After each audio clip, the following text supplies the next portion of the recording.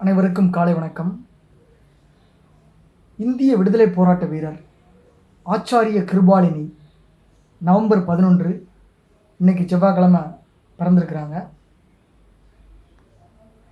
ஆச்சாரி கிருபாலினி,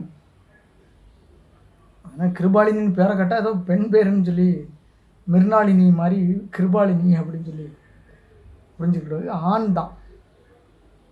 ஆண் தான்னா ஆண் ஆளுமை அப்படின்னு வச்சுக்கோங்க. ஆண் தான் சொல்வது கூட தவறு தான்.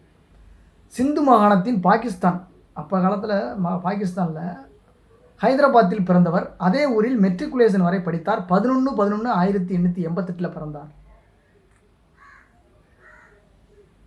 காங்கிரஸ் தொடங்கின 3 வருஷம் கழிச்சு. பிறகு பாம்பேவில் வில்சன் கல்லூரியில் சேர்ந்தார்.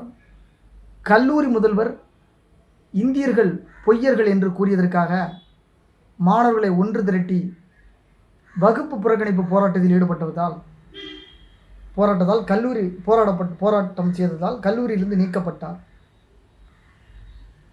பம்பாயில் வேறு எந்த கல்லூரியிலும் இடம் கிடைக்காதால் புனே பர்கூசன் கல்லூரியில் இளங்கலை மற்றும் முதுகலை படிப்பில் சேர்றாரு.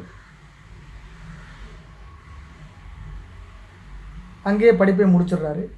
பின்பு முசாஃபர் கல்லூரி, பனாரஸ் இந்து பல்கலைக்கழகம் ஆகியவற்றில் பேராசிரியராகவும் மகாத்மா காந்தி நிறுவிய குஜராத் வித்யாபீடத்தின் முதல்வராகவும் பணியாற்றினார். அங்குதான் இவரது பெயருடன் ஆச்சாரியா என்ற பட்டம் இணைந்தது. மகாத்மா காந்தியின் கொள்கைகளில் பெருமதிப்பு வைத்திருந்த இவர் வாழ்நாள் முழுவதும் காந்தியவாதியாகவே திகழ்ந்தார்.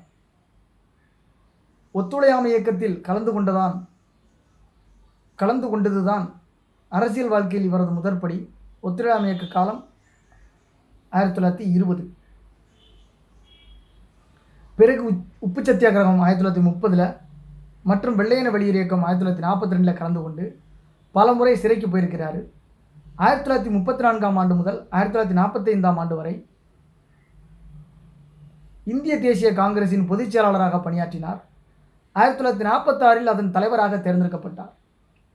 இத்தனை பதவிகளை வைத்து வந்தாலும் காங்கிரஸில் இருந்த மற்ற தலைவர்களைப் போல இவர் தன்னை எப்பொழுதுமே முன்னிறுத்தி கொள்ளாமல் பின்னணியிலேயே சேவையாற்றி வந்தார்.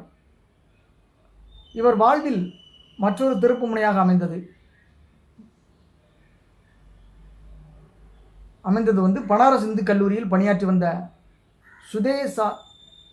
சுசேதாவை திருமணம் செய்து கொண்டதுதான்.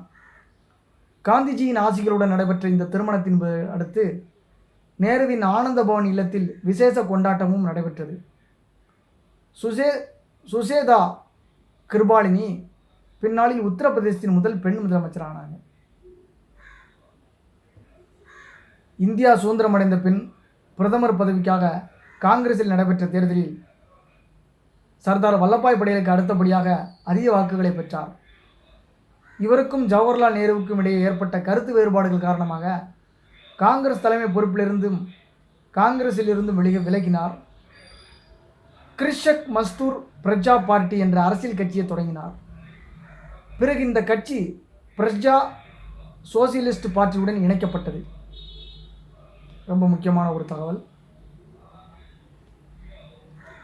இவர் 1952, 1957, 1962, 1967 ஆண்டுகளில் நாடாளுமன்ற உறுப்பினராக பணியாற்றியிருக்கிறார். 1954 கட்சியிலிருந்து விலகியதை அடுத்த ஆண்டுகளில் தனிப்பட்ட முறையில் நாடாளுமன்ற உறுப்பினராக சேவையாற்றி வந்தார். அரசியலில் தீவிரமாக ஈடுபட்டு வந்தாலும் சமூக சுற்றுச்சூழல் நலன்களுக்காகவும் பணியாற்றி வந்தார். வினோபாபாவுடன் இணைந்து காந்தியத்தை பரப்பி வந்தார். காந்திய கொள்கைகளை குறித்த புத்தகங்களையும் இவர் எழுதியிருக்கிறார்.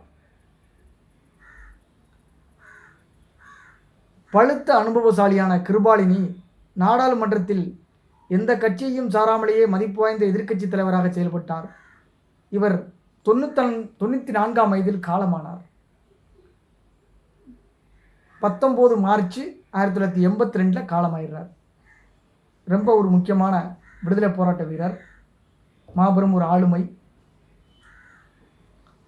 ஆச்சாரிய கிருபாலினி சிந்து மாகாணத்தின், அப்போதைய பாகிஸ்தானில் சிந்து மாகாணத்தில் ஹைதராபாத் என்ற ஒரு ஊரில் பிறந்திருக்கிறார். அதே ஊரில் மெட்ரிகுலேஷன் வரை படிச்சுட்டு அப்படியே கல்வி மறுக்கப்பட்டு திரும்பியும் அதை மீறி படித்து வாழ்க்கையில் முன்னுக்கு வந்து மிக முக்கிய ஆளாக நம்ம இன்றைக்கி அவரை பற்றி பார்க்கணும். நன்றி, வணக்கம்.